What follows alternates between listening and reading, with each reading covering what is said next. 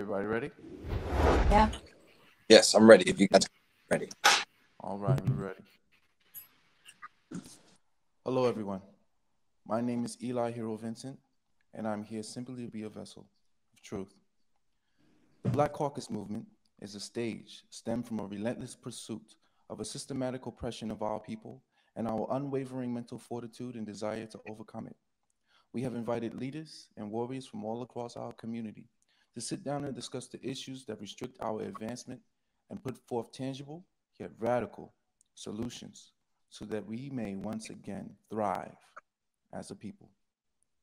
So, with us today, I have the very great honor and pleasure to introduce Dr. Tracy Smith. She is the first African American principal in Sleepy Hollow High School in Sleepy Hollow, New York.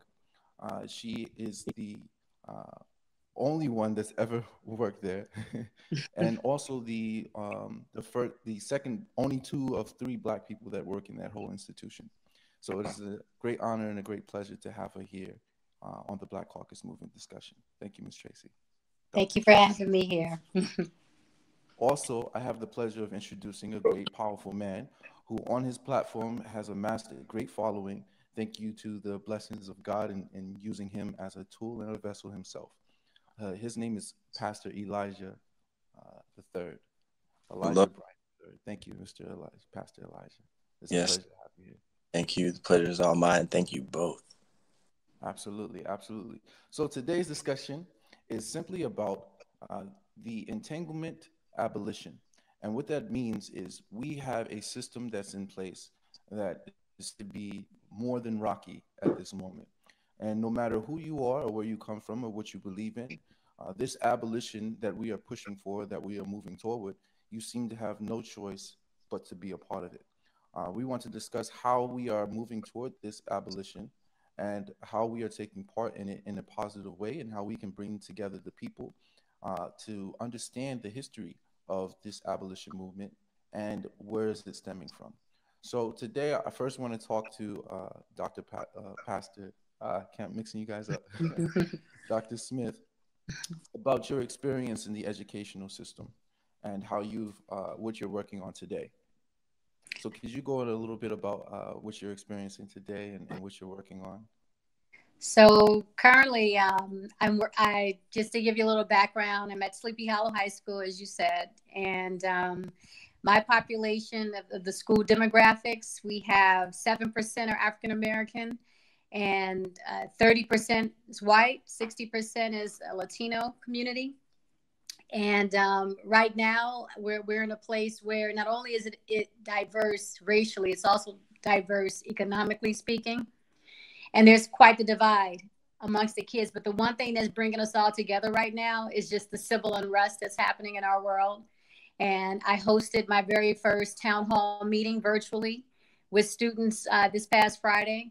The majority of the students that participated were all white students, and they were just open vessels themselves. They wanted to hear my own stories dealing with racism, some of the struggles I've had right within that building, being the first African American principal in this school, and just being so open and honest and transparent with them about my experiences have just kind of opened a door for me to have this dialogue with students and to raise their awareness about what's going on in the world around them. And what I'm finding from them is that, I'm like a living contradiction. They had very limited experiences for African Americans prior to me, and to meet someone who is Black, who has a doctorate degree, who is the leader of this school, where there are not really any other leaders of color, it boggles them.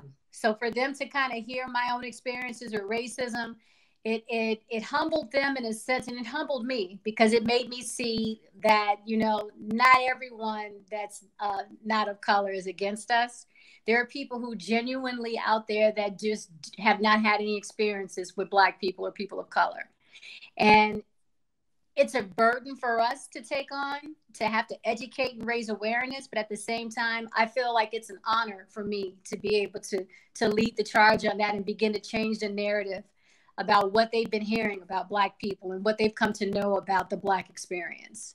So that's kind of where we are right now. We're in this distance learning. So, schools are closed. We're doing everything online right now as we're doing this platform tonight. But to have this virtual town hall meeting and to get the response I had, right now I'm working with a group of students, and we're planning one for next week, our last week of school, to continue this dialogue and to come up with some actionable things. What can we do to make what's happening in our world right now count? So that we're not making this a hashtag moment. We're not making this, something that everybody is riding right now. We're trying to come up with some ideas of how can we deal with the civil unrest that's right within our school community. And I'm letting the students kind of facilitate that conversation. And I'm just there to be a guide and to help them navigate through that. So I'm just honored to be in this place. It's been a difficult road that I've been on at Sleepy Hollow, but I'm very fortunate to have this opportunity and to have this moment, because I really feel like if this wasn't happening in our world right now, I don't know if I would have had another avenue to have this conversation with students who don't look like me.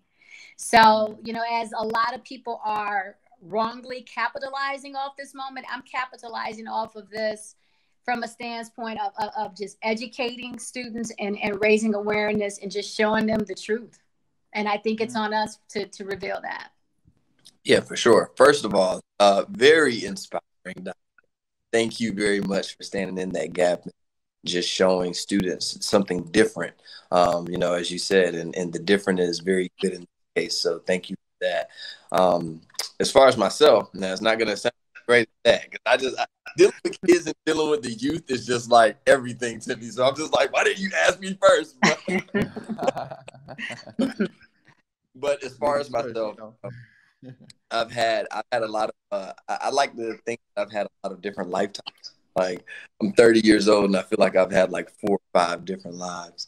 But right now in my life, I've just become a pastor. My wife and I are working on a ministry called Church, which is because of 19, we're doing a lot of online things, whether it be summits, Bible studies. A lot of the things that we do are answering a lot of questions that people have about religion. We see that discrimination comes in forms, and especially during religion, especially in our community. When it's Christian religion, you have a lot of people that are like, white man's religion, all this different stuff. So our platform is more so answering all of these different kind of people have and questions that people have about the Bible. We like to go at it from a way because we're God-made. A lot of people say they're self-made, God-made people. We have full faith in that, and we like to spread that in that way. So I think that we all have different sectors and ways that they, connect with people. Ours is definitely through Jesus. So that's what we're working on for ourselves right now. And then as pertains to the Black community, solely, we're working on the Black Focus Society, which was called the Focus Society up until literally like 2 hours ago. And just like Doctor said, it's this situation in time right now is so pivotal and so essential because we are able to speak in a different way than we were before. I can't remember the Rodney King situations. I can't remember some of these things that people marched for, our ancestors, our mothers, our aunts marched for. But this time we're here. This time I'm an adult. This time I can actually do something about it. So while it is a very sobering thing, and of course very, very sad, I am happy for the situation. I am happy for the opportunity. I wish no one had to die for the opportunity. And I know that things happen 24/7. Happy that the media is giving this the opportunity, not the opportunity, the attention are giving it, because we are able to have these dialogues with our friends, maybe that we weren't able to pass. So for us, Black Focus Society, we're going to be focusing on a lot of our society, and that's not just police brutality, but also police advocacy, also education, things with the economy, making sure that they can make business moves and understand different that maybe other communities understood a lot earlier. Before I became a pastor, I was very successful in the Forex market, foreign exchange trading. So I'm a trader by profession, by, trading, and our communities know nothing about it whatsoever. Like, not many people know at all, but our communities for sure. Like, what? No, we're not even about to even, no, y'all, you have that. Yeah, we'd much rather pick up the basketball, football, or do something different. I know one thing, I wasn't trying to learn trading, but that's, what I do as far as income. And I know that it's very important to not have money anxieties and to pull yourself out of certain situations and to be different products of your environment. But we'll get deeper into that. But that's what I'm working on right now, the Black Focus Society, to really just focus on all of those different causes that we see are main issues, and to give a platform for everyone that cares about different issues. Everybody doesn't care, but everybody doesn't want to put all of their energy towards police brutality. Some people want to put it towards education. So our society gives people that opportunity to speak to all causes.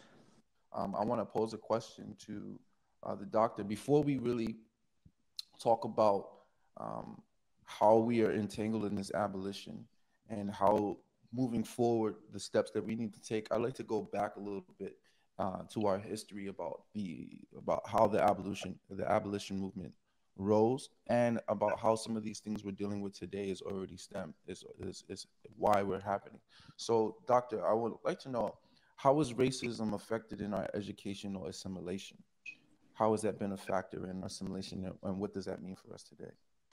I think it's been a factor in education on just so many levels. I mean, you see disparities between, kids of color and white students and who make it into our honors and our advanced placement classes.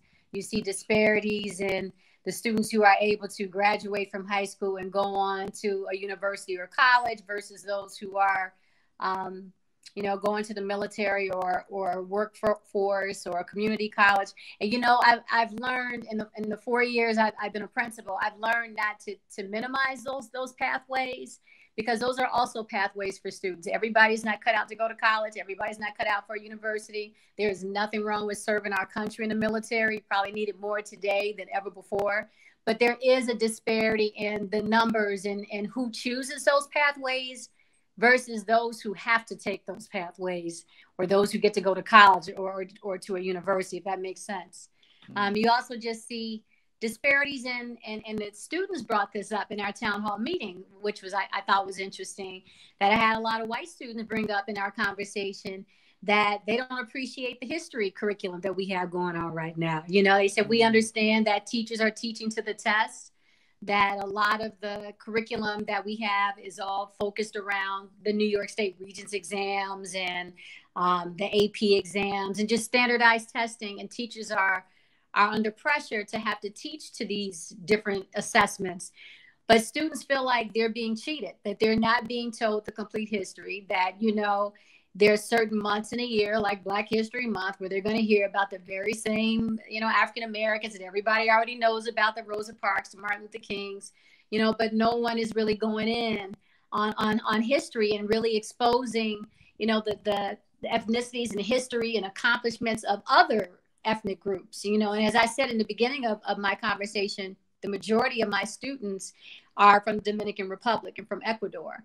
How much of that is really reflected in our curriculum and just in our instructional practices. Something I've been working on with my teachers is, how do we create a safe space for everyone, where everyone feels included, where there isn't this natural divide that happens, or that you can visibly see. How do we create more of an inclusive educational community? So it takes everybody's efforts to change that. Some of this stuff is systemic. Some of it is rooted and embedded in our educational system.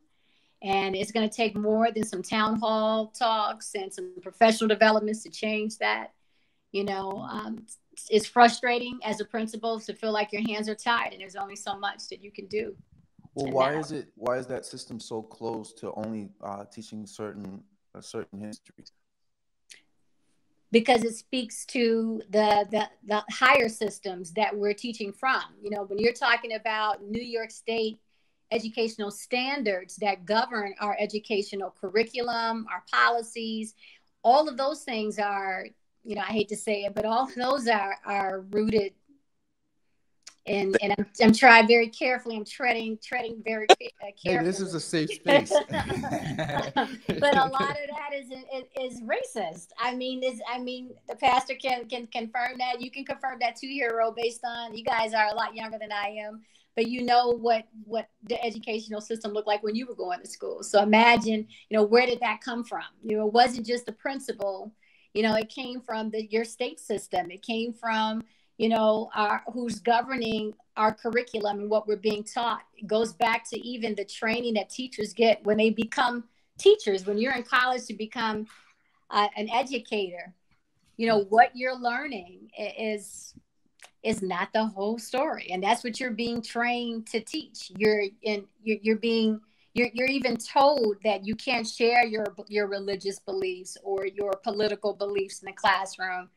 And interestingly enough, I know I keep going back to this, but in my town hall meetings, students brought that up to me. You know, we don't like the fact that our teachers can't take a stance on a position. And that's why they enjoyed listening to me so much, because I was so real with them, with, you know, how I have felt as a Black person in a school where there are very few of us, and the different experiences I've had, and how that speaks to racism, how that speaks to, you know, systemic racism and implicit bias and all of those things. So I think it's higher systems that are the problem. And my role as well as the pastor who takes a spiritual, you know, pathway on this, we're trying to dismantle these systems that have been in place for so long. And that's where that entanglement for me comes in. But how do we start the change in the upper systems? What kind of tactics should we use to affect that? Is that posed to me or the Yeah, pastor? that's posed to you. No. Well, I'm starting to see some of that change because of this particular situation. Just since George Floyd's murder, there have been more emails from our state systems, the New York chancellors who oversee our educational systems. They've been having all of these forums and have been sending emails out to all the New York City schools, and I can only speak for New York, about how we need to change some of our practices, how we need to use this moment. And they've been providing resources about racism. I mean, this is the first time, and I have 25 years of experience in education, and this is the first time in these 25 years that I've ever seen these higher systems using these major moments like this to be teachable moments, you know, about racism and enlightenment and raising awareness. So I think that we're beginning to break down some of those strongholds that have been over our educational system. I think, as the pastor said, this is a moment that is really, you know, sad as it is, it's becoming a defining moment of change.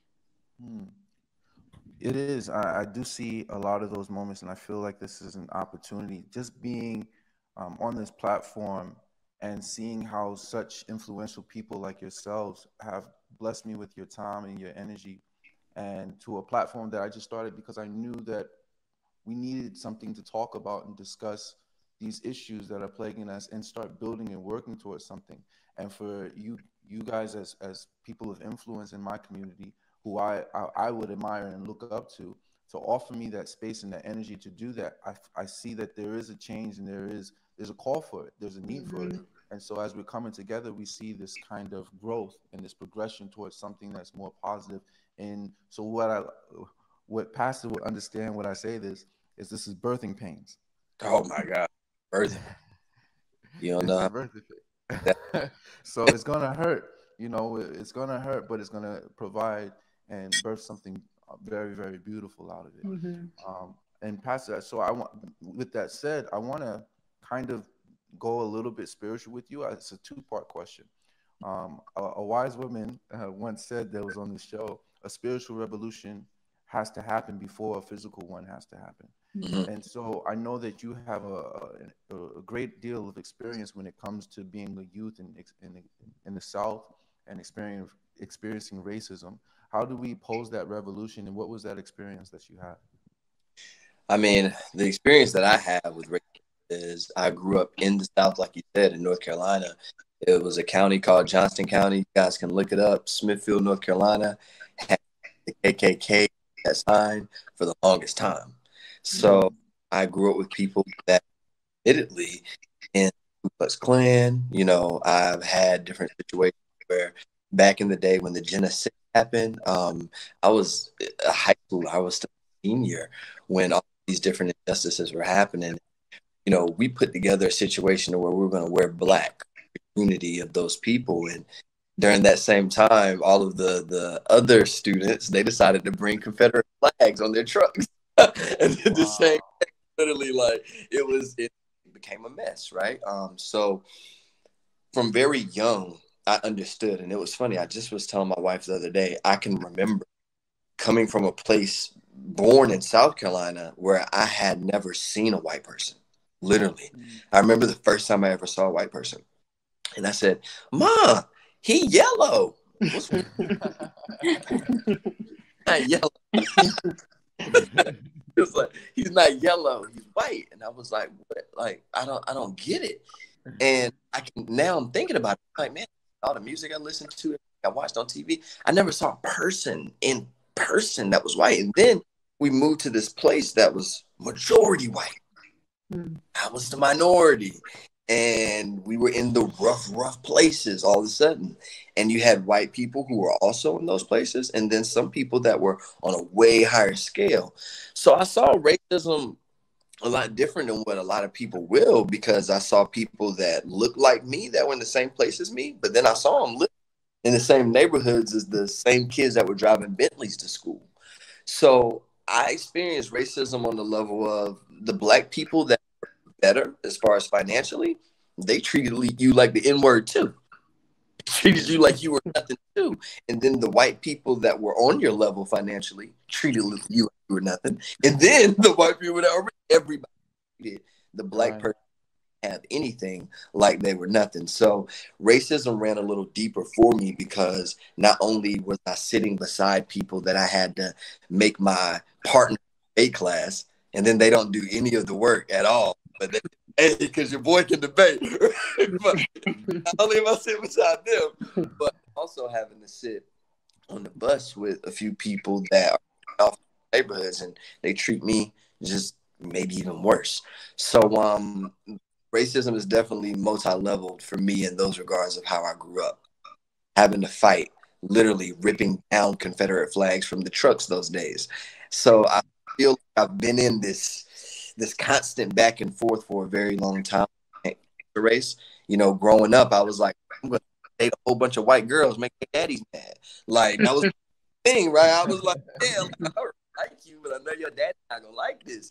And I did that because I was a young kid, and I saw racism, and I projected, and I wanted to be heard, and I felt invisible, and I wanted to do anything that I was good at. I wanted to continue to do. So if it were, you know, messing around with girls, fighting, rap music, whatever it was to bring me attention is what I did. But it was all encompassing a race thing, because regardless of how good you got at something, you still was just a little black dude. Regardless of how good your grades were, you still was just a little black dude. That didn't matter. Like, none of it mattered. So, you know, during school, I've been in fist fight, physical altercations with my resource officer. You know, the sheriff, school, all kinds of different stuff, right? Like, I've been in fights. I don't even know how I'm out. Honestly, just the things that I've done as a 16-year-old black boy in the place that I grew up, I should have never gotten. And I was very proud with things, and God blessed me to do those. Now, that's what my experience is with racism. What's the second part of your question? Don't go too deep. These KKK. But actually, the second part is I want to change it a little bit. I'll change the question because of the story that you gave me. How do you feel like you were delivered from such an experience, and how has that experience crafted your? Because an experience like that, I have similar stories, as I'm sure a lot of people like us have. And I know that we have a tendency to put down that trauma. You know, it can be very traumatic for us because we almost feel like we have no place to go, right? You go to school, you're abused in school. You come home, you still got problems at home, especially when you're dealing with an economically impoverished position. So you don't really have the same resources to like actually go somewhere else and talk to somebody about the stuff you facing everywhere else. So at what point were you delivered from these things where you knew how to balance yourself and push yourself into a space that is going to be more beneficial for you? That came latter years. I struggled with wanting to be accepted by a Black crew that they just weren't. They weren't as much as I was, I'd say. Like, I'm not gonna say I was more intelligent than them. Maybe in certain areas, but not in every. But right, of course. I was chastised by them for being in AP classes, and then from those AP students was again. Is this affirmative action? Why? No. So they kind of fight, right? Yeah. So in a classroom where the teacher's literally referring to me as Black guy, not my name. We'll go through. But when I was 21 years old, there was a guy at a basketball game. He was a parent of one of the students, and it was a big rivalry, Clayton High versus West. And it's so like big rivalry. You're not even supposed to sit on the opposite team. Long story short, this guy got mad. And he's 33, 21, or he's 43, 21. He tells me to shut the bleep up, you dirty N-word, and pushes my head like that.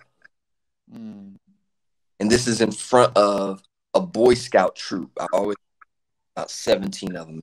One of them were white. No, one of them were Black, sorry. And I thought to myself in that very moment, very quickly, if I do not go ham and beat this dude down right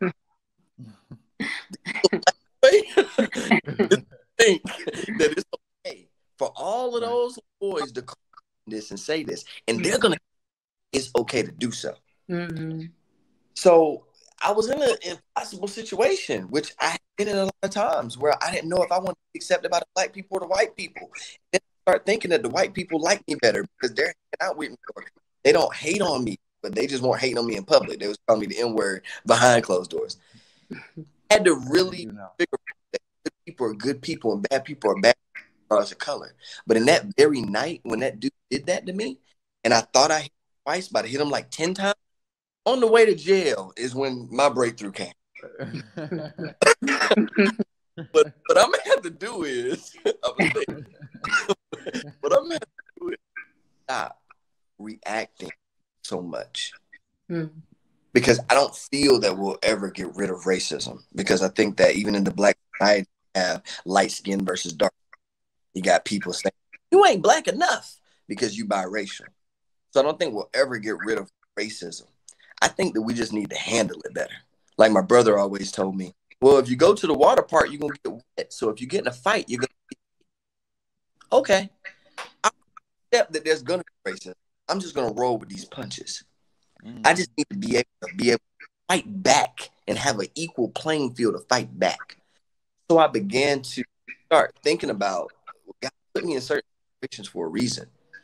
I fought every day of my life, but now I'm learning how to fight in a better way.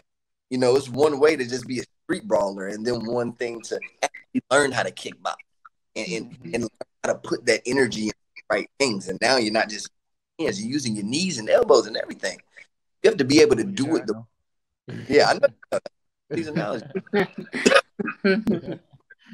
But I'm thinking to myself, well, I gotta stop brawling. In the Bible, guess what it says? It says that Satan took Jesus to a mountain and used his word, God's word, against Jesus and said, look, this is what the word says, jump.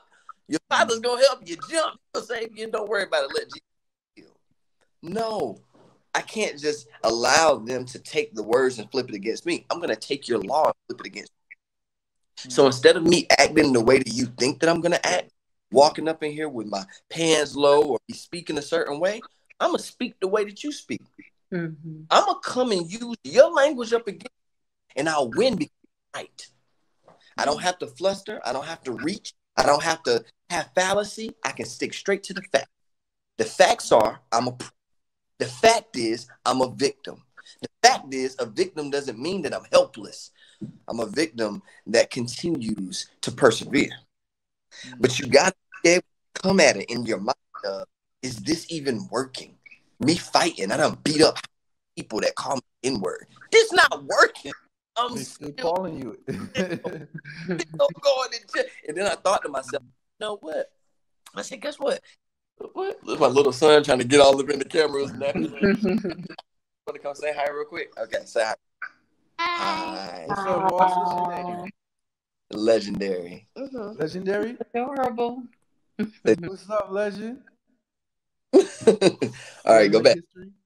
Okay, he talk enough, trust me. But I'm thinking in the front seat because the officer actually graduated 2 years before me, so she knew me. So I'm thinking in the front seat of this car, well, dang, I'm in the front seat. I got handcuffs on, but I'm in the front seat. She ain't treating me bad. That don't matter. You're in the front seat going to jail. Right. You're still going to jail. And she thinks that you were right for punching him. But she's still taking you to jail. And everybody that's hearing about it, as they fingerprint you and take your mugshot picture, they saying, dang, he deserved it. Dress out. He really deserved that. Open pie A. Yeah, we got. They all telling me I was right for it, but I'm still going to jail. So I had to really think in that moment. I thought to myself, I'm about to stop fighting them with what doesn't work. I have to fight them with something different. I have to use my intellect in a different way. I have to be successful and be able to help someone that's in the same situation that I'm in to be able to tell them the same thing. That'll be the time. I definitely just wanted to change it up and go at it. That's powerful. And I noticed that it's almost as if, the truth shall set you free. Yeah. Once you start, you have the power in your words and your voice. And if you just are honest and speak that truth out of love, it's going to set you free. You don't have to be bound. You don't have to be mentally strangled by all these outside and external forces that look to destroy you and look to keep you in chains and tangled up and throw you in a cage, because the truth is what God has for you is for you. Exactly. What God has for you is for you. So that as long as you speak the truth, as long as you speak to the truth and not the anger and not the hatred and not the vengeance, then it shall set you free. Free from all the outside and external forces that look to bring you down. It's the evil. It's the evil that keeps whispering in your ear that says, yeah, you want to hit them, don't you? You want to punch them in the mouth, don't you? Go ahead and do it. You know what I'm saying? It's cool. Go ahead. I didn't even need a voice, trust me. Yeah. Found Jesus now, y'all. It was already there. It was like, it was itching. I get the itch sometimes, I know. Dr. Tracy, though, when we're talking about these systems, when we're talking about coming up through these systems and applying what we know um, that is the restrictor of our development, right? These systems that are in place. How do we organize? What kind of systems specifically should we do to affect these to really have these changes happen? Well, if it's in terms of affecting change in our education and our curriculum, I think that's like on a higher level. That's your state level. That's your, writing to your governors, writing to your mayors. And I have to say, I have to give it up to our governor, Cuomo, who has been all over the racial aspect of this situation. And I think his leadership has been impacting like the chancellors and some of these other local leaders that are directly impacting our educational systems, and really putting it out there that we need to start having more equity in our classrooms, more cultural competency of teachers to learn how to deal with students of different ethnicities. We're beginning to see that change happening. But I think because of this situation, those changes and the urgency for it, I think is going to be a lot stronger. So it is happening, and it starts on our state level. It starts, within our government, and that's beginning to happen. It's me. Okay. I want to see that. I hope that happens, because I come from a position where I've seen it be told to me over and over again. And throughout historically, throughout situations, they have said, we're going to do this and we need to do that, and we're going to do this and we need to do that. But we still end up in where we are right now. So I want to see that happen. But my question is, seeing that, you have these students partaking in these conversations and they're becoming more and more educated, but yet we still have 40 million to 50 million unemployed. There's no jobs to look at when we're coming out of college or high school or anything like that. So what are your kids, knowing that you had 800 students, what are your kids looking for in your senior class? What do they have to look forward to? And what should we do to put some system in place for them to look forward to when they're coming into a job market? If there are kids that don't want to go to college, and if there are kids that get out of college and are prepared to go into the workforce, but there's no work there for them, what are they looking forward to right now? What are they speaking to? Or are they speaking to in anger? What are they speaking to in anger right now is just the uncertainty. Just the uncertainty. And, I'm there with them because we don't know what's going to happen. We don't know what the job market is going to look like as a result of this pandemic. We don't know what's going to happen as we come out of this, and we have all these different phases of reopenings of our our city and our states. We don't know what's on the other side. So I'm also a Christian. So going back to what the pastor was saying, I preach empowerment to my students. I try to encourage my senior class. We already had our graduation ceremony because it was recorded. And in my speech, I talked about, that they are, and I hate to sound cliche, but they are our future. And our young people, I think, are so much better equipped in some ways than like my generation was. They are far more tech savvy. They are far more advanced when it comes to just the different tools that are at their disposal that I didn't have growing up, and I've just been empowering them to create new platforms for themselves, use these moments to capitalize off your own talents, to reinvent, how our digital tools are being used right now. If you don't think their job market is going to be there for you, make that happen for yourself. Start creating, using those talents that you have within you. I have so many students that are in my school that are not college bound because they have no desire to go to college, but they're so talented. I have a couple of kids that come into my mind right now, kids of color, and they're like designers, like literally they know how to design clothes. I had one of my students, he came to me one day, was like, Dr. Smith, I peep your game. You so tight with your clothes and your fashion. I think I can feel your vibe. If I design something for you, will you wear it? I'm like, of course I would wear it.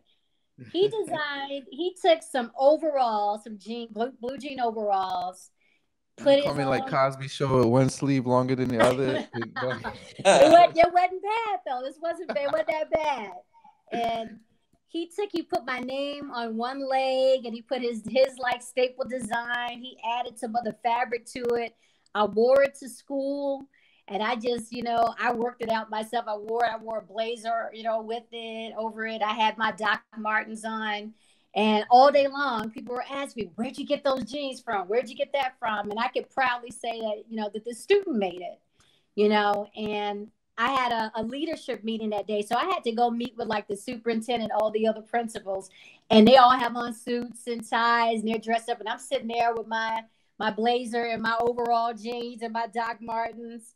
And they know better than to criticize my clothing because I wear what I want to wear to work. But I was so proud to display that a student designed this for me. And I gave that student encouragement that, man, maybe I do have a future in this, So I try to come at them from a place of what are some talents you already have right now that you can build upon, because we can't depend on our economy. We don't know what's going to happen if you go to college and you come out and there's no job market. How do you reinvent yourself? How do you brand yourself? And how do you make a space for yourself to be successful? So that's kind of the place I come from with students, and just the importance of having skills. Even if you go to college, even if the student with the most money in their home, they can go to Harvard, Yale, but if they have no individual skills, they can't write. They don't know how to balance a checkbook. They don't have basic mathematical skills. They don't know how to go on an interview. They don't know how to send a professional email. Like, those are basic skills that will carry you very far in life. So I try to keep things practical and positive and just empowering. What is it that you have within you right now that you can identify and build from? That's very interesting, because what you're talking about is creating this. I have one more question, and I want to bring this back over to the pastor, because he has a lot of experience with recreating yourself. And it sounds like you're talking about what we need as a community ourselves, is being able to rebuild ourselves and rebuild our community, and operate outside of the system that's already there, that's only exploiting us, where we don't benefit That's from right. it. And so how do we become better to exploit ourselves, and also benefit from the things that we want to exploit, and the talents and the gifts and the skills that we wish to exploit, while bettering our community at the same time? Mm-hmm. So is that pretty much what you're saying? Yes. Yes. Easy. Well, then, Pastor, someone who has so much experience reinventing yourself, how do we create this system of allowing our youth to be more creative and build more things, so that we can start uplifting and creating our future, these new students, these new workers, to not go into a system that's going to just exploit and take away and crumble our ecosystem, and rather, how do we build that back up? Well, I think it's the number one thing is for sure support and being able to boost that morale. So whenever you do wear overalls that your student wears, that's something they'll never forget Mm-hmm. lives. Like my principal came up to me and asked me to buy my CD. And I was like, oh God, like, that's what's up, right? So like they never forget things like that. And those are things that will always, give them that extra battery in their back whenever there is times where it's like, man, nobody's buying my designs, stuff like that. They might thumb through something, that yearbook, and it's like, oh, but you remember though, you remember that Doc liked it. Literally, that is what's going to be needed, because when we're talking about, people going out and putting their efforts or letting their goals, talents, and skills die in a graveyard because they're, giving it to corporate or to a system or whatever, whenever they're selling out, to be able to just get a paycheck, that system's already there and it's already abhorred. Like, people already don't like that system. So we don't have to even tell kids, look, don't look at this, look at this. They're already thinking that. Their biggest, their role models are not people that graduated college, most likely these days. We are in we remember Blockbuster. They don't. they convenience. Everything that the kids of the day, and I'm getting older every day, because I'm like, wait, what now? What is that? Yeah. So no Blockbuster. And then they don't know that Redbox came along, and all of a sudden Redbox was just swiped away that fast. And now it's Netflix everywhere. And they want that convenience. So college is not convenient. They have uncles that have been working at barbacks for 30 years that have college degrees. It was just about information, I feel like. I think that a degree and everything was dangled. There's certain things that you need a degree in, like being a police officer. You need a degree. These officers, but with other things, I feel that they dangled it and was like, hey, let's make you go to college even if you don't need it, just so we can make this money, clearly. But what happened, how am I going to, okay, no, I'm just going to say it. All the white people growing up were like, oh yeah, we going to college up until a certain point. And it was like they had a meeting and was like, hey, yo, none of our kids going to college no more. That's a scam. And all of a sudden, you started seeing reports that were like, more black people are graduating college than ever before. Right. And when you read it, you're like, yo, that's what's up. But then I started thinking about it. I was like, is that because they don't care about it no more? Mm-hmm. Are they like leaving that behind? Is that of the past now? Where now they're like, no, I know my cousin Ronnie, he became a millionaire off of YouTube. off of Amazon, off of these different things. So it got me to thinking, like, have they figured out something new to where they're like, on to the next? Y'all gonna have that 4 to 8 years, and that payback, we found something new. And what I've come up with is just the fact that you just have to do whatever is best for you. I have, a brother-in-law that have been going to school since the day he was born to become a. He graduated. He don't know neither. We'd have been to like 9 graduations. When is he graduating? What is happening? Yep, I got some cousins like that. That's his path, though, right? Like, that's his path, what he needs to do. So I think that it's important if we just open up to society and to our to say, listen, you can do whatever you want. Mm-hmm. Because when you say you can do whatever you want, if I come to you and say, man, I got a program, it's $97, it's all I got. You're thinking, I don't want that. It's either a yes or no.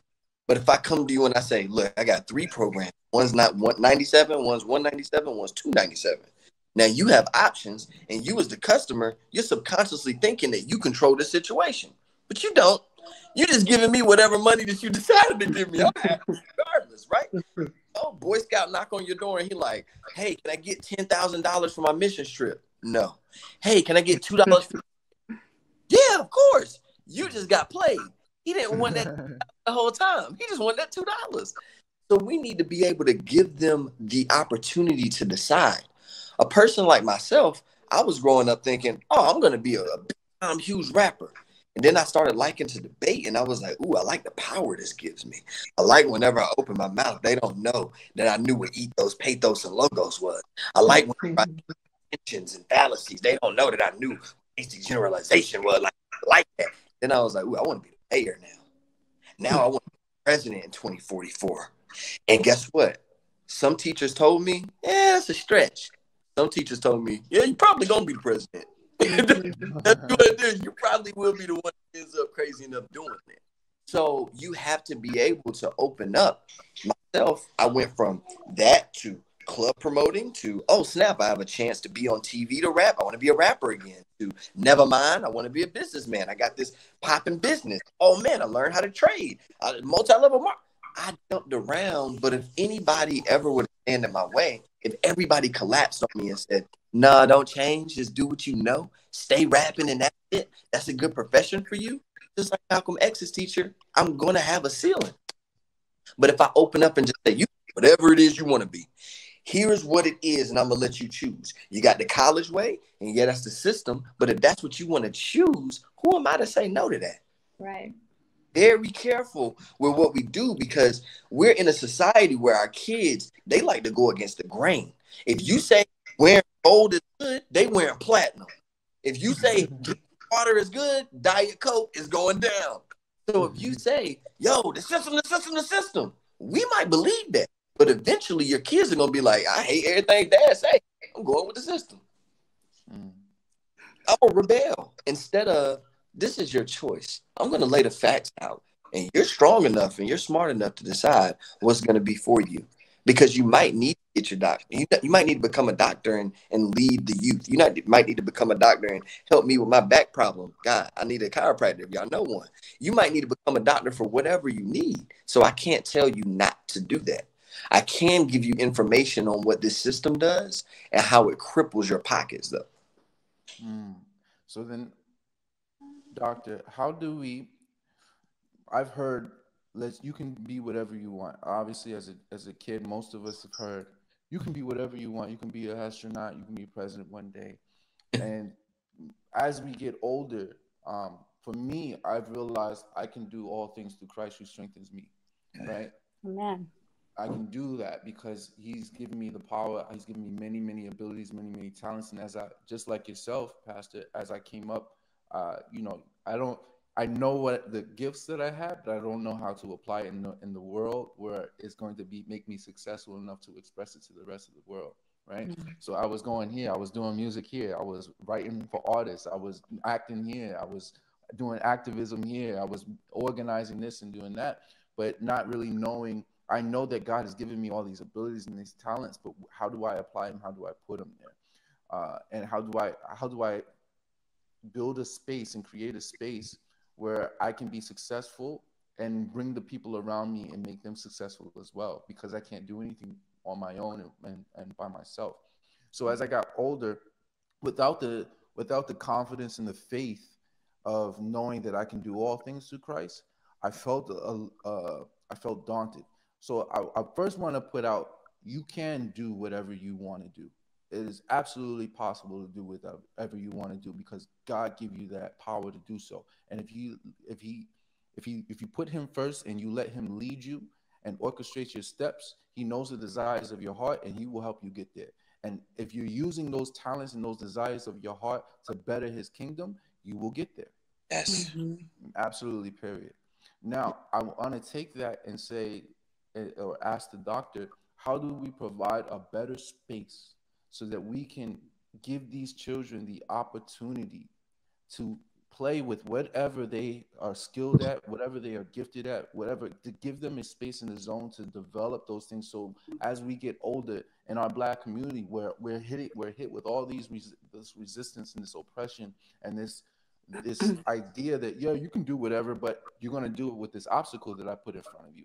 How do we remove some of these obstacles and create a space better for these children to succeed in a world where even more and more obstacles have arisen? I think for me, the work has started in terms of changing the way my teachers view their students, and that's not easy work to do.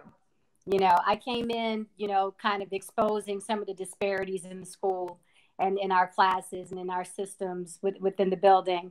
And when I tried to just give them the data to show that, look, I'm not making this up. Look, I'm not being biased, like for real. If you look at our numbers of kids in our honors classes, our AP classes, and you look at our total number of students, this is not adding up. The data wasn't working. That wasn't enough to move them. So then I kind of moved from that to finding people who look like them, like my teachers, to talk about, you know, how do we view students of color? What are some of the misconceptions you might even have about them? And in that work, and that was professional development, and that this is like 2 years and it works now. I'm starting to slowly hear that narrative change, where teachers are beginning to see their students a little bit differently. You know, I've had students, Hispanic students, come to me and say, you know, Dr. Smith, my teacher told me, you know, why would I ever want to be in an honors class? Why don't you just stay in the E&L classes with all the other kids like yourself, where, you know, it's a family and we're all together.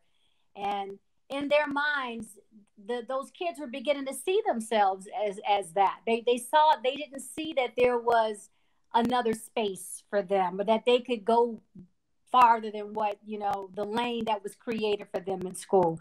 So it's not enough for me to just empower these students and tell them they can do anything. That's great that I can do that, you know, and I'm going to keep doing that.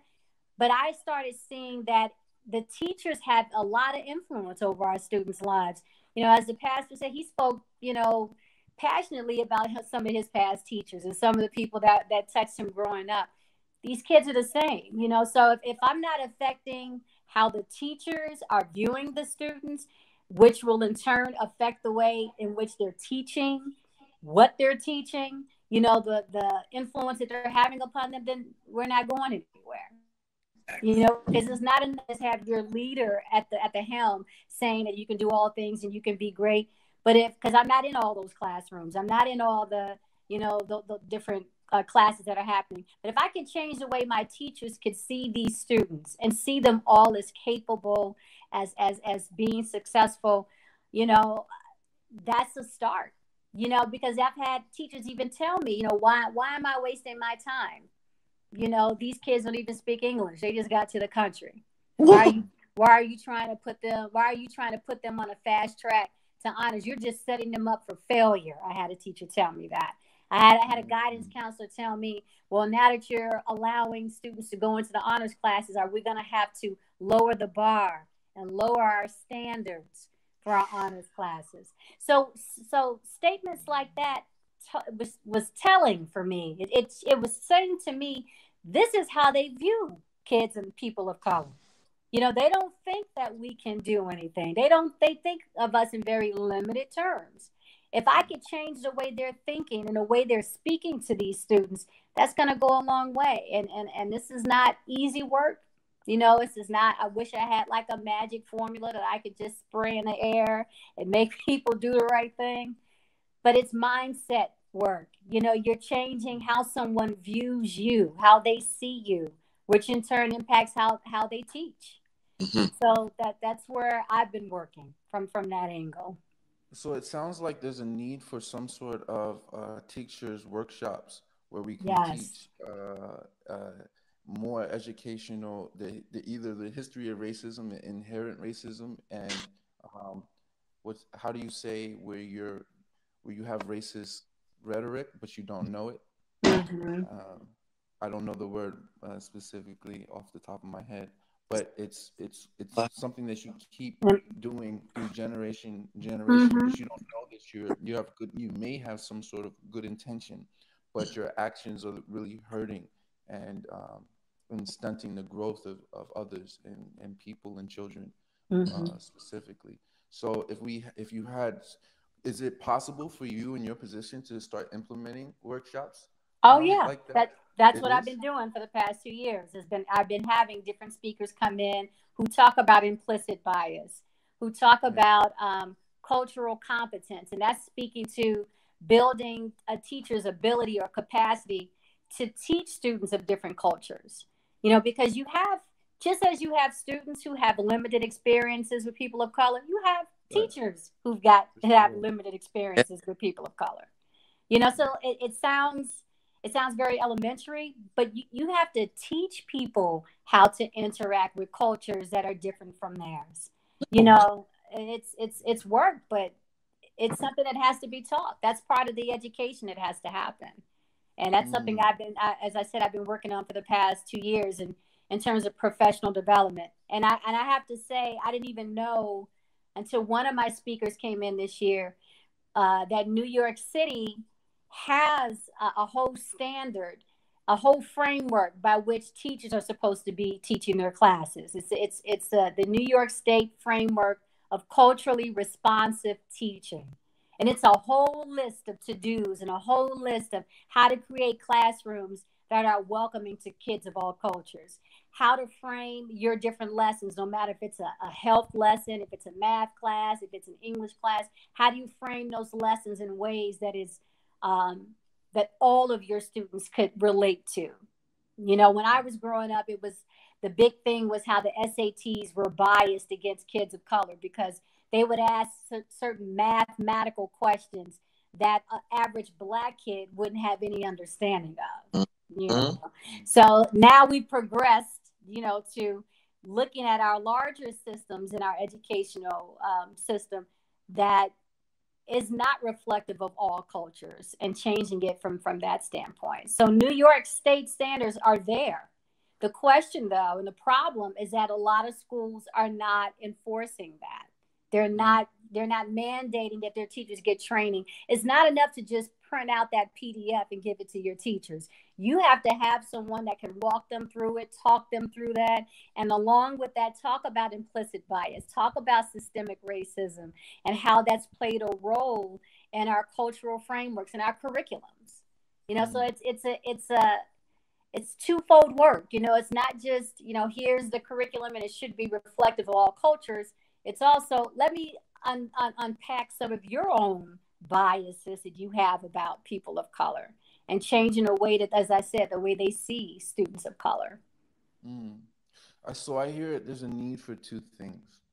And one is a system where we are mandating people to be educated, right? We're Yes. mandating teachers to be educated on race, on identity, on history, on all of these things that they continuously perpetuate year after year.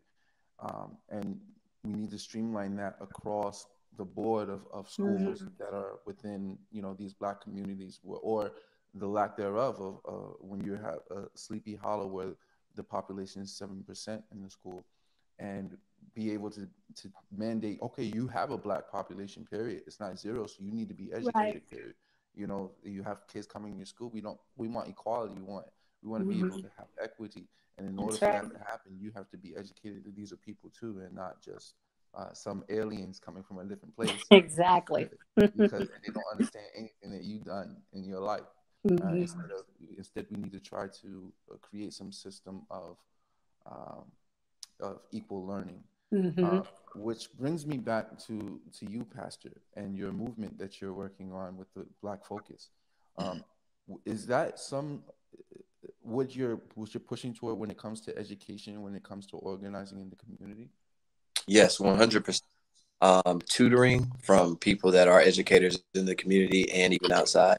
You know, for myself, I'm not an educator, but I can educate on certain topics. So I think that we need, on a wide scale, we need tutoring, and we also need peer mentoring. Whenever I was in high school, I constructed a group called Model, and it was the Men of Distinction, Excellence, and Leadership Skills. Still going. But you know, on Saturdays they come together and they eat pizza and they talk to each other. And it started off with those men or young men that were all failing. Every single person that came had F, F, F, F, F. And guess all of them graduated. Every single one of them. And for me, it was something to keep me busy so I wouldn't fight on my senior. Out of trouble, man. So we put this together, and you know, my principal and all the counselors came together, and they just gave a list of just at-risk students, and we knew most of them, you know, because we went to school with them. But we just found out that these kids really just wanted somebody to talk to. Kid that was very troubled, who never ever spoke to anybody or anything, and the things that he told us in those meetings, I was like, well, good, like. No, I don't know anybody's had it like him. So, you know, we judge a book by its cover. Really heavy stuff.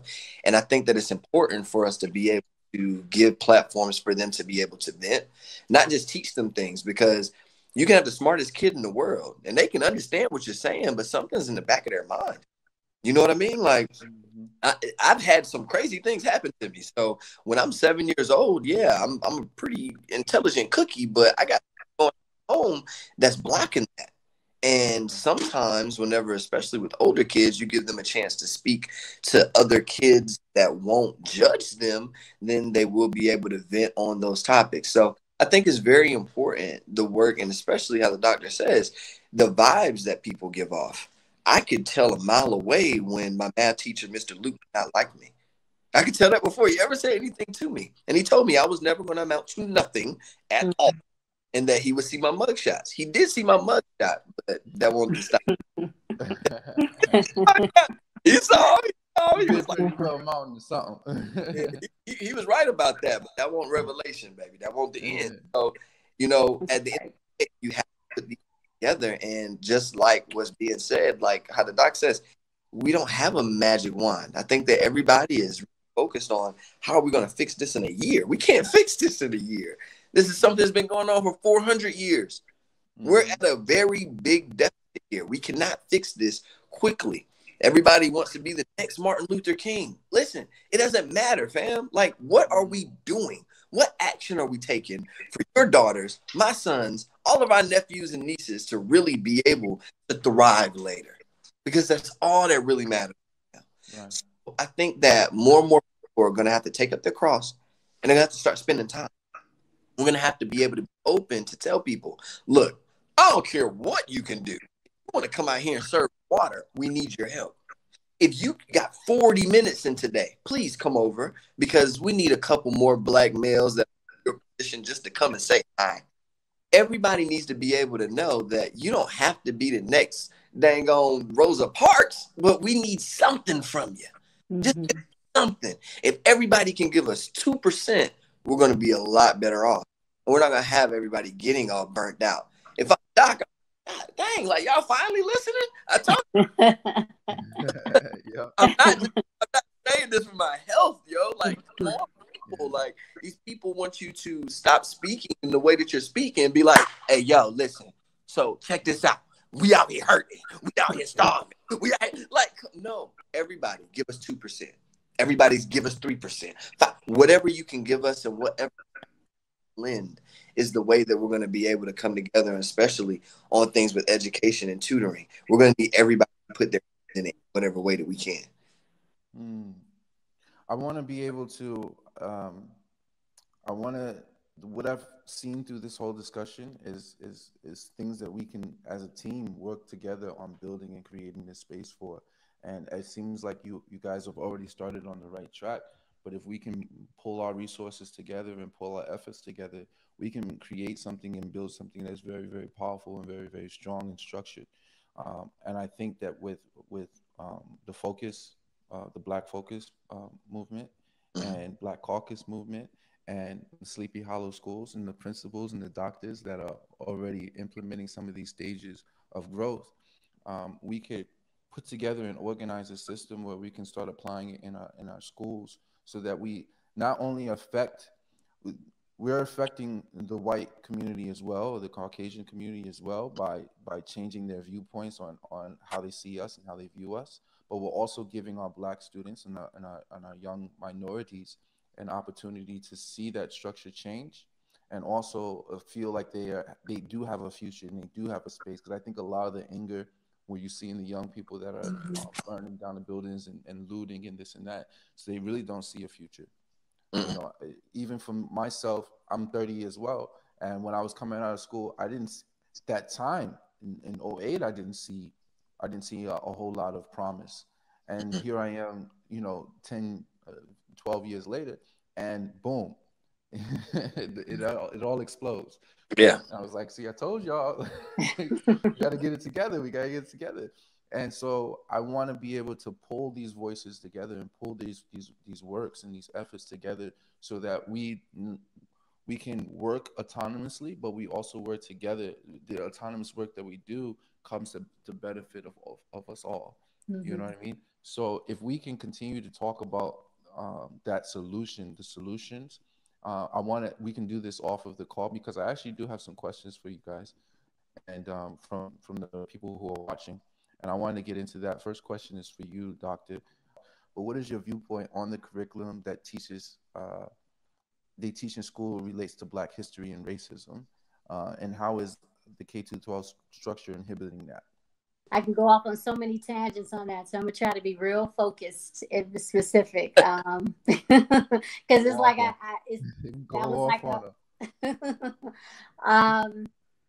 yeah, I think for me, I just try to dismantle the system. I recognize the disparities in our system. I recognize how our system is created to not tell the truth and not tell the whole story. And I know that I only have so much control of that system.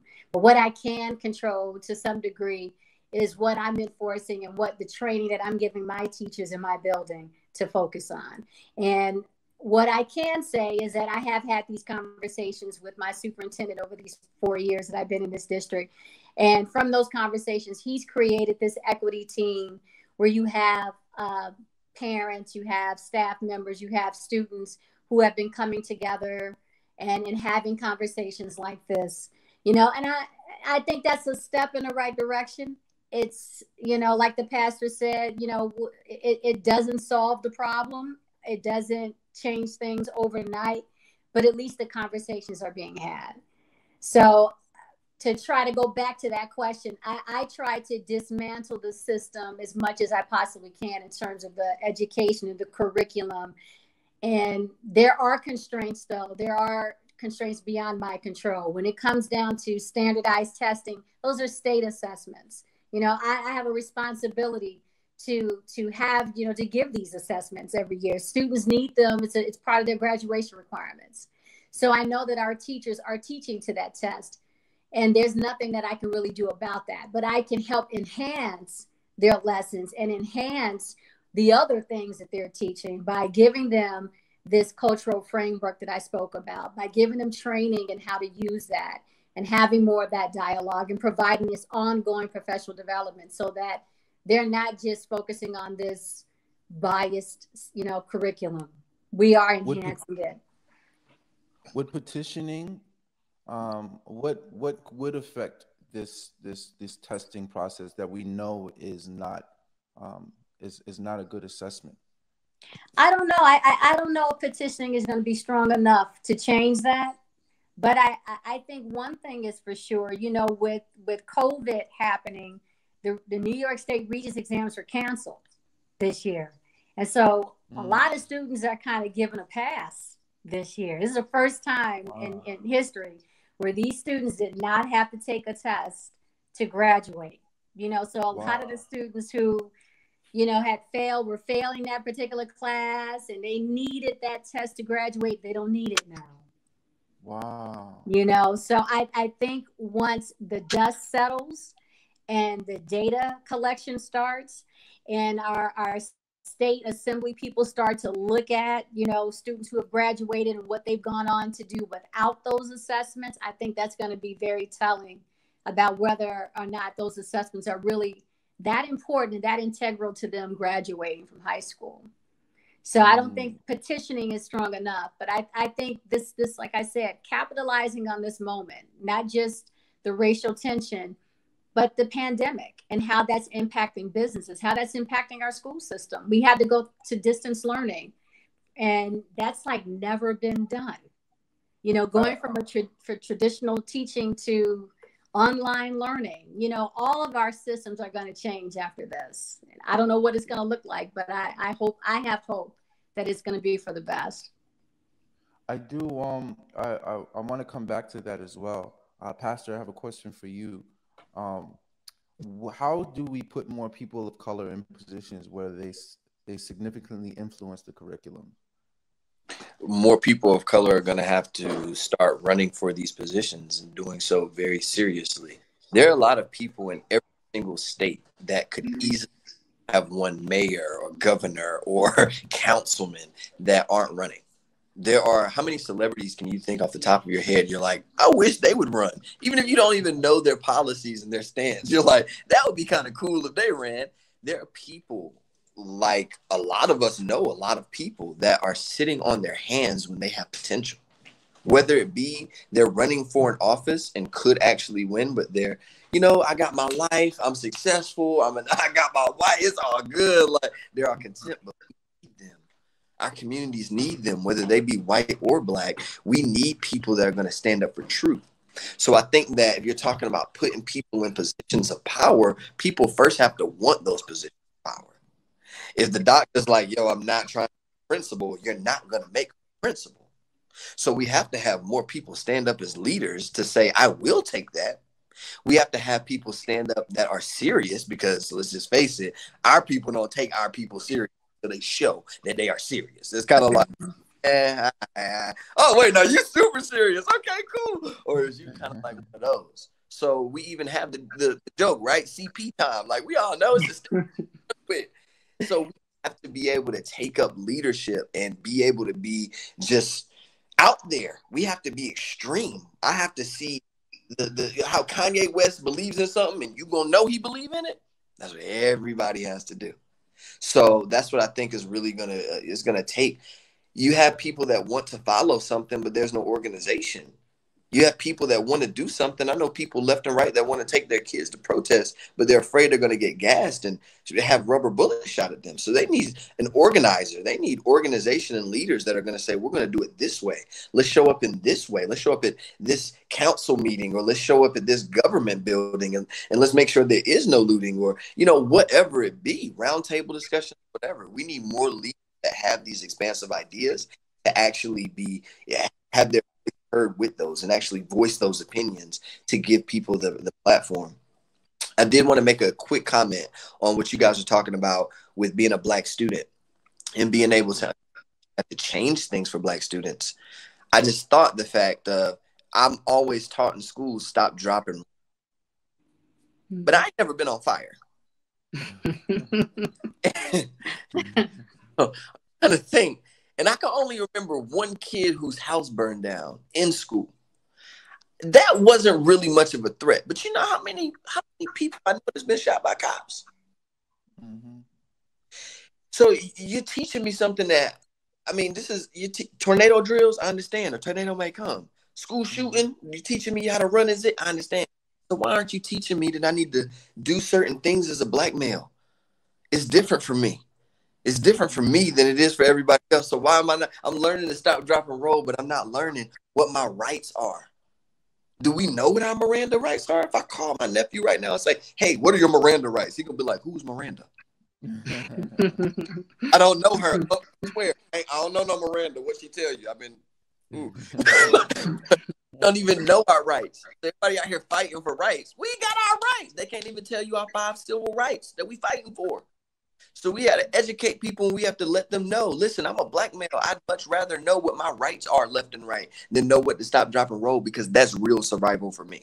That's just something that was just extra real quick. I'm sorry. Go ahead. For sure. And I think that's important when we're trying to educate how to survive and how to thrive in this situation that we're looking at. Because like you said, it's not going to change tomorrow. It's not going to change next week. And it's probably not going to change next year. When you're talking about a release of power or relinquish of power, the people who have power, never in history have they just given it up. No. Never throughout history. It's like, all right, you know what? You're right. We was hurting you too much. We killed your people. Here's some power. Just take it back. You know, let's keep it. It's good. It's never happened. It's never happened in history. And so what I see coming is, yes, there is a transition of power. There is a shift. There is a change. And an understanding of just the understanding of where that lack of power was stolen from you from is a retaking of that power, right? This process of education, this process of sitting down around with other Black individuals who have made it and become successful at what they want. This is how I did it, and this is how we can do. This is taking back our power, right? This is not easy. And as we continue to talk and as we continue to organize and say, what are the issues, what are the problems, how do we put forth resources to affect those things, the more that the people who have power start to lose it, and then say, okay, we got a problem. We can't have that. So it's going to be this clash, this battle. And so I want to be able to put in place all the insurance, because they have insurance for the businesses that they're burning down. They have insurances for them cars that they're blowing up. They have insurance for all of that, right? But there's no insurance for the Black man whose knee was on his neck. There's no insurance for the Black man who was sitting in the car with his children in the back seat. There's no insurance for the Black man who's standing on the sidewalk with a cigarette, selling it for 25 cents each. There's no insurance for the guy who did not have a gun, who ran away from the cop because he was scared, because he already knows what he want to do, and still got shot in the back. There's no insurance for that. We don't come back from that. You can't give us anything to repay for that injustice or for that loss. You know, so if we're working on something here, we should build some sort of insurance for our community, for our people, to know that, okay, we're asking for this, but if you don't get it, I'm insured this way. Because my people, we created an association in the community, a community where we can reinvest these things and these skills. So it's been an excellent conversation. I want to continue the organizing part of it. What I have gathered, and I want everybody to know out of this conversation, is what is needed right now is a structural foundation of workshops where we can start applying these into our educational communities, right? Our school systems, where we can teach teachers how to deal with children, and how, that's the one. And the two is, how do we provide a structure or a foundation where students feel like they have a future that is invested in them, where they are not just going to go out into the world and hopefully find a job, but there's something that's being in place to help them achieve what they are already fascinated with, what they're already in love and passionate about. That structure is not there, and especially not there for the Black children. And so how do we create that structure? And that's the conversation I want to continue with you guys. Final question, though, is for the doctor. When you were working with the students, and as you see these, you just recently had a graduation, correct? Where you traveled around to the different communities. Well, that was a parade. We had a parade. It wasn't a graduation. It wasn't a parade. So we had a graduation.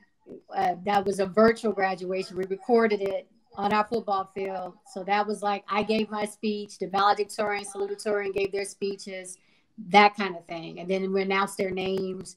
It'll be re-edited, and then their kids' pictures will show up and all of that. So that hasn't happened. We just recorded it.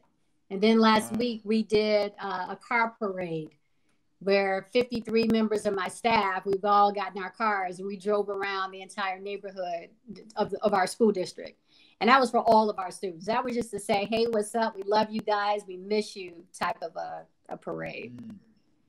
Well, the question is, in this time that you've been, I don't know if you can actually see the result of this in such a short amount of time, but the time that you have been teaching, doing homeschooling, and teaching online, how has that affected the children of color that are already in hard situations that you have traveled to through this parade? I think it has impacted them more social emotionally speaking. We have a lot of kids who are even before George Floyd. This is when the pandemic hit, and I saw firsthand, just hearing from our parents, a lot of our kids of color, the parents lost their jobs, companies folded, hotels, things of that nature were closed. So a lot of families were parents were unemployed. And the children themselves, it's some of my seniors, some of my juniors had to go out and get jobs, to help their families. So they weren't able to log into their teachers' classrooms and continue to do school from home. They were actually became the financial providers for their homes. So I saw kids who took that burden on and were traumatized though in the process with all of that. You have a lot of hopelessness and despair that was going on even before the racial tensions that we're dealing with right now. But with the pandemic itself, you saw a lot of kids just really shut down, and just this spirit of despair. I really just saw that over the students, kids feeling like, what's the point? But why do I need to even continue with my education at this point? I don't know what my future is even going to look like. We don't even know what the world's going to look like a month from now. And I just saw degrees of that, over the time that we've been distance learning. And I have to say now we're kind of like on the upstart of it. Like I'm seeing more kids kind of tap in and want to see things change. Sorry for my phone ringing. But just seeing more kids who are just tapped out. I'm sorry about that. And just shutting down from the system and just feeling like, they don't see a point in what's going on.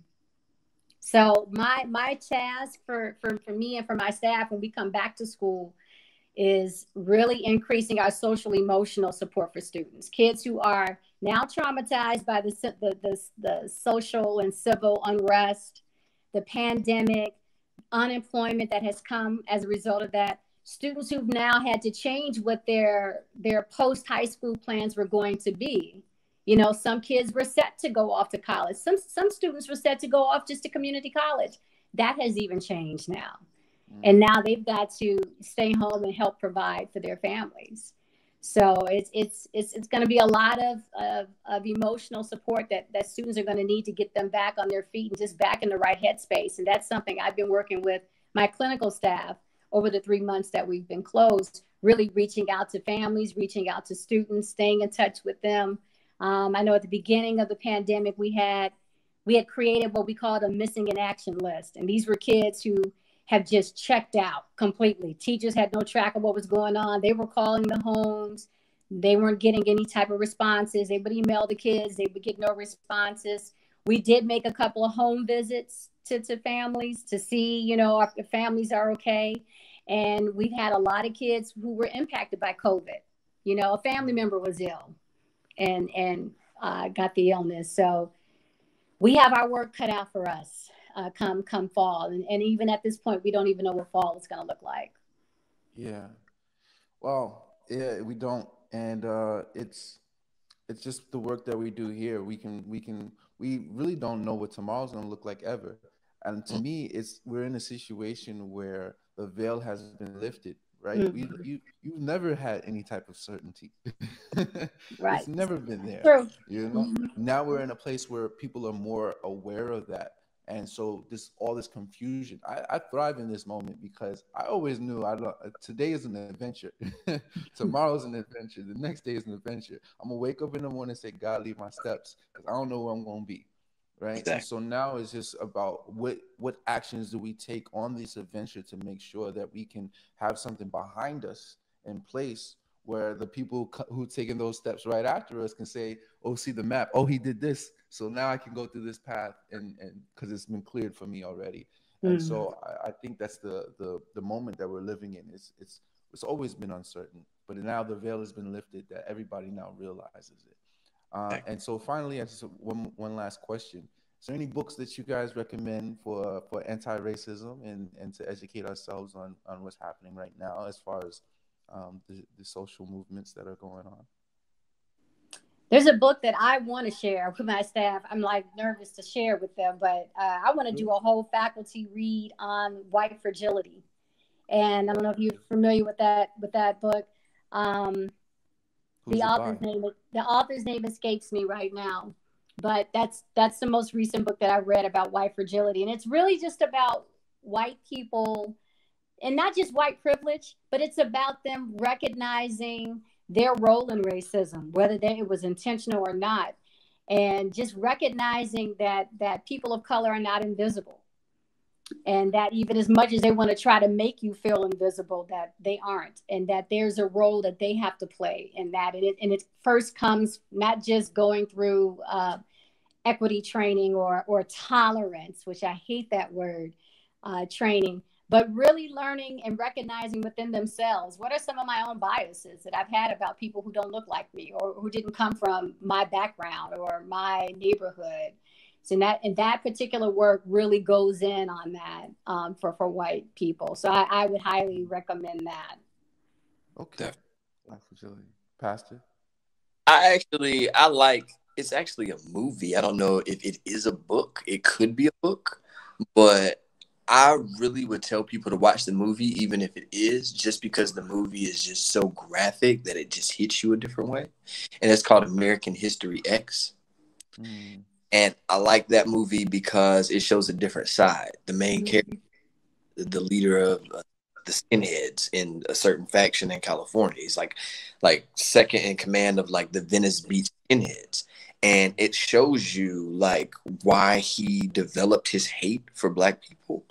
And then it shows you him going to prison and changing and getting back out. And it's just so powerful because everything I have definitely read and saw, and seen, it's been from the viewpoint of the Black person. And I've never seen like the story of how this hate developed in this white guy. So that's one of my favorite ones, and it's so good. Like, you gonna hate this guy in the beginning, but it comes around. But I've seen it. It's definitely part of my historical education, for sure.